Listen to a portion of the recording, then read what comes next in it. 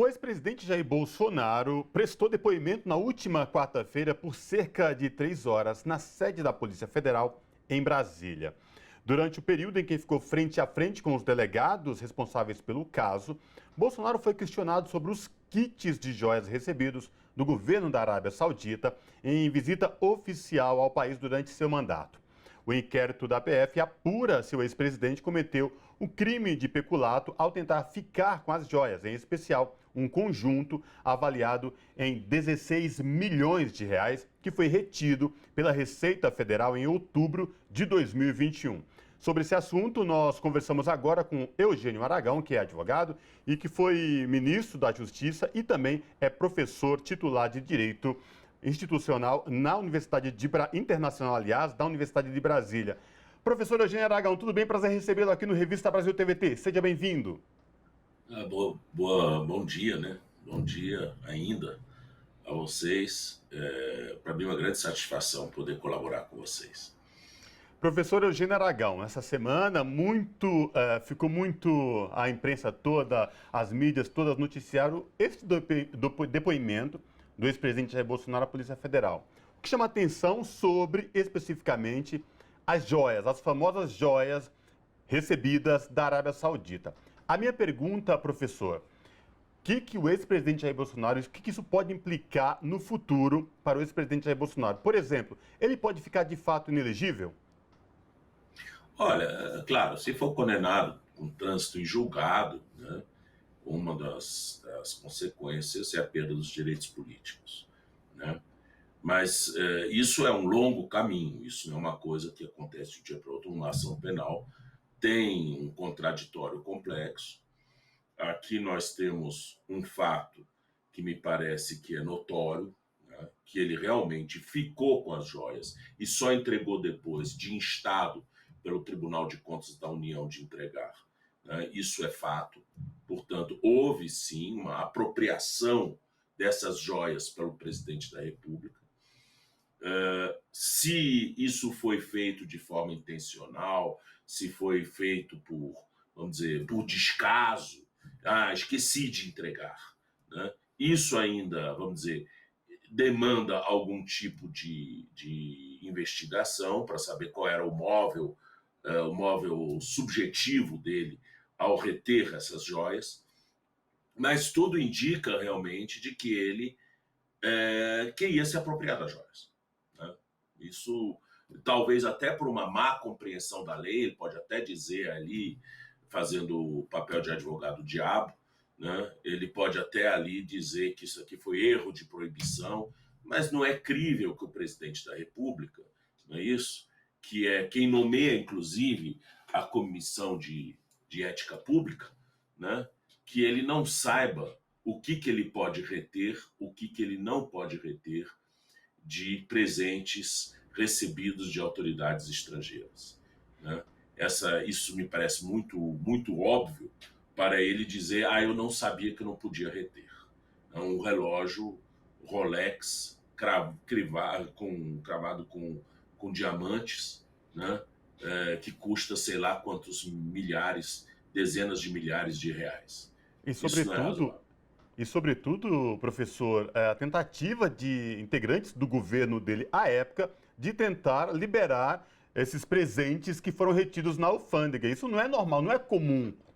Não, absolutamente não, porque a alfândega reteve. No mais tardar, ali ele deveria saber que ele não podia ficar com esses bens no momento que a alfândega reteve, mas ainda assim, apesar da alfândega ter retido um pacote de presente, ele manteve os outros, inclusive armas de fogo não registradas, né? Então, isso é extremamente grave.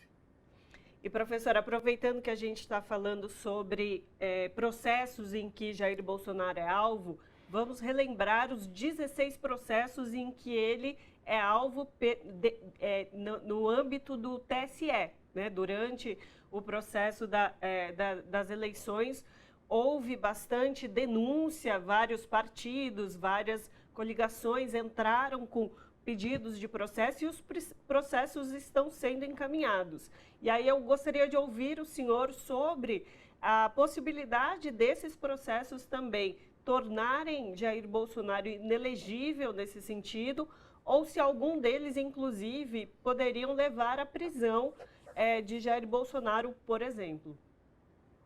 Olha, nós temos que separar claramente o âmbito da justiça eleitoral do âmbito criminal. Tá? A justiça eleitoral não prende ninguém, pelo menos no TSE. Na primeira instância e na segunda instância, os juízes eleitorais e os tribunais eleitorais podem eventualmente atuar no âmbito de ações penais eleitorais e ali sim promover até as medidas cautelares contra os investigados, contra os acusados. Mas no TSE isso não ocorre. Tá? O TSE, quando investiga ilícitos eleitorais, o faz no âmbito de coibir abuso de poder econômico, abuso de poder político e abuso nos meios de comunicação. Tá? Esse é o espectro de atuação. E isso ele faz, por um lado, através das ações que são propostas ou pelo Ministério Público ou por outras partes do processo eleitoral, né? Ou então, quando ele, na propaganda eleitoral, por exemplo, ele multa, né, a coligação em relação a determinados ilícitos praticados no âmbito da comunicação da campanha. Né? Aqui, nesse caso, claro, a questão das joias, ela pode levar à inelegibilidade de Bolsonaro, mas é um processo muito mais demorado do que as ações típicas já propostas, que são as ações de investigação judicial eleitoral, AIGE, a abreviatura, né, que tem o escopo direto, exatamente a inelegibilidade do condenado. Né? E aí nós temos já um que está em um estado bastante avançado de instrução, né?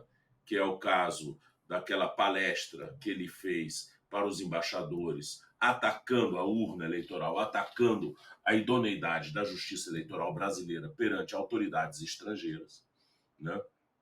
E, evidentemente, ali promovendo um abuso do poder político dele, né, no ataque à justiça eleitoral, porque, afinal de contas, ele só tinha aquela plateia porque ele era presidente da República. Como candidato, ele não teria essa plateia. Né? E, por outro lado, também abuso também de meio de comunicação, porque isso aqui foi irradiado para o Brasil inteiro, né, essa audiência dele com os embaixadores, né, com, evidentemente, o evidente objetivo de influenciar também eleitores. Né? Então, esse fato, por si só, é bastante grave, já está praticamente instruído. É verdade que a defesa de Jair Bolsonaro apresentou uma série de diligências que são claramente protelatórias, porque o fato está claro, está televisado, tem vídeo, ninguém tem dúvida a respeito dos fatos e a respeito da intenção dele, que foi proclamada em diversas entrevistas que ele deu de atacar a justiça eleitoral, atacar a justiça eleitoral e atacar a justiça eleitoral. E ainda prometeu que naquele dia ele faria realmente um pronunciamento muito grave e que, portanto, esse sim teria, como sempre, a capacidade de ser, vamos dizer, uma bala de prata para ele. Né? Então, ali não tem muito que se provar mais. Né? Aquilo que ele está fazendo de querer chamar fulano, beltrano, cicrano, isso é para protelar. Por quê? Porque ele sabe perfeitamente, né, que vai mudar a composição agora do tribunal. Né? Mas eu acho que nem essa mudança de composição vai mudar muita coisa. A verdade é o seguinte, hoje saiu o ato de aposentadoria do ministro Lewandowski, portanto, ele já não vai mais participar das sessões do Tribunal Superior Eleitoral, né? E claro que aí vai vir alguém que vai para o lugar dele. No momento, o ministro Cássio Nunes Marques é ministro substituto, ainda não é ministro titular. Isso é um processo que passa pelo Supremo Tribunal Federal numa eleição dos ministros para que ele possa ser empossado como juiz titular. Né? Então, não temos, na verdade, rigorosamente, do ponto de vista formal, não temos nem certeza que se o ministro Cássio Nunes Marques será efetivamente o sucessor de Lewandowski. Ele precisa ser eleito pelos seus pares no Supremo Tribunal Federal. Mas tudo indica, a tradição indica que ele o será. A tradição indica. Até que ponto a tradição, nesse caso, vai prevalecer ou não, é outra questão. Mas a tradição indica. E eu não acho, com toda sinceridade, que a presença ou ausência do ministro Nunes Marques e a presença ou ausência do ministro Lewandowski muda alguma coisa, porque os fatos são muito claros. Agora, nós temos outros processos, né? Nós temos os processos que dizem respeito àquele ecossistema de comunicação dos bolsonaristas, os chamados fake news que foram espalhadas pelas redes, né? E nós temos também uma outra que é muito importante, que é aquela que diz respeito às bondades, ao pacote de bondades dele, né? Que claramente uma forma de comprar eleitor, né? Através de empréstimos consignados e coisas do gênero, né? Além disso, temos também uma especificamente sobre a Jovem Pan, mas a verdade, talvez, basta uma dessas ações, portanto, a primeira dessas ações, para torná-lo inelegível. Agora, as outras têm outros corréus, né? Outros corréus como Nicolas Ferreira, como Carla Zambelli, como Bia Kicis, né? Como o próprio Mourão, né? São corréus em outros. Então, eles também estão sujeitos a perder os seus mandatos. Agora, professora Eugênia Aragão, eu quero voltar no que diz respeito à questão das joias, as joias vindas da Arábia, lá do Oriente, porque o senhor é professor internacional de Direito na Universidade de Brasília, o senhor foi ministro da Justiça e o senhor sabe dos trâmites internacionais. Não é comum um chefe de Estado receber joias, e tiramos esse kit que ficou retido, mas já se soube e já sabemos de outros kits, são 3 no total, já envolvendo, que passa da casa dos milhões. A imprensa já ventilou dos milhões de reais. Como professor de Direito Internacional, dos trâmites legais de um chefe de Estado, é de fato, se caso condenado, julgado, essa questão do peculato fica mais evidente nessa questão das joias, professor? Veja bem, quando um chefe de Estado visita outro chefe de Estado, ele não faz em condição própria e pessoal. Ele o faz representando o Estado brasileiro, né? A Constituição é muito clara, cometendo ao presidente da República, né, vamos dizer, a promoção das relações internacionais com outros estados, com organizações internacionais e a celebração de tratados internacionais. Então, é esse o papel dele como presidente da República. Então, esses presentes não são dados a Jair Messias Bolsonaro, mas sim são dados ao presidente da República. Tá? E até aí não tem nada de errado a Arábia Saudita querer presentear o Estado brasileiro com relógio, Claro que são itens muito pessoais, né? Muito pessoais, não é comum. Mas seria, por exemplo, razoável, digamos, que ele resolvesse presentear, digamos, o rei ou a rainha da Inglaterra com uma tiara, alguma joia, que depois iria claramente para o tesouro, né, da coroa britânica, né? Isso é possível acontecer, isso é normal, presentes são dados. Agora a gente tem que separar, porque existe também, na legislação brasileira, existe também uma normatização do que um funcionário público pode receber de presente.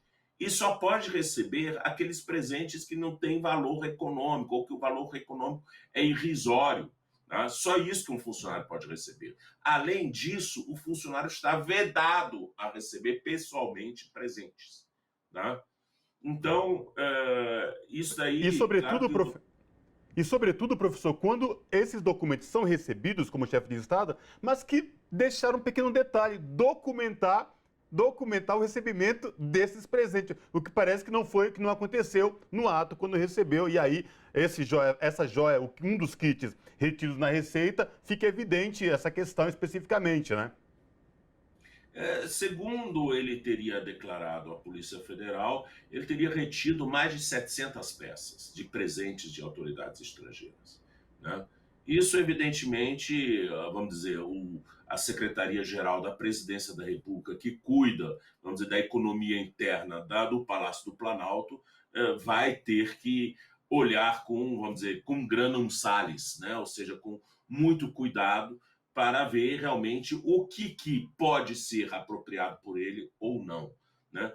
Existe a possibilidade, inclusive, de alguns presentes ficarem sob a guarda do ex-presidente da República, o que é, na verdade, às vezes muito chato, porque o ex-presidente da República acaba recebendo tantos presentes para ficar sob o depósito e a guarda dele, a responsabilidade dele, que é tanta tranqueira e tanta tranqueira, que ele às vezes tem que alugar um lugar próprio para isso, porque não cabe na casa dele. O que aconteceu, por exemplo, com o presidente Lula, ele foi depositário, né? E depois quiseram inventar a história. Não, mas a legislação diz que pode, sim, pode ficar depositário dos bens. Isso depende da forma como isso vai ser tratado com vamos dizer, com a Secretaria do Patrimônio da União, de saber como é que esse assunto vai ficar ou com o presidente ou não vai ficar com o presidente. Agora, o que não pode acontecer, eu simplesmente fingir que isso aqui é meu, né? E não dar nenhum tipo de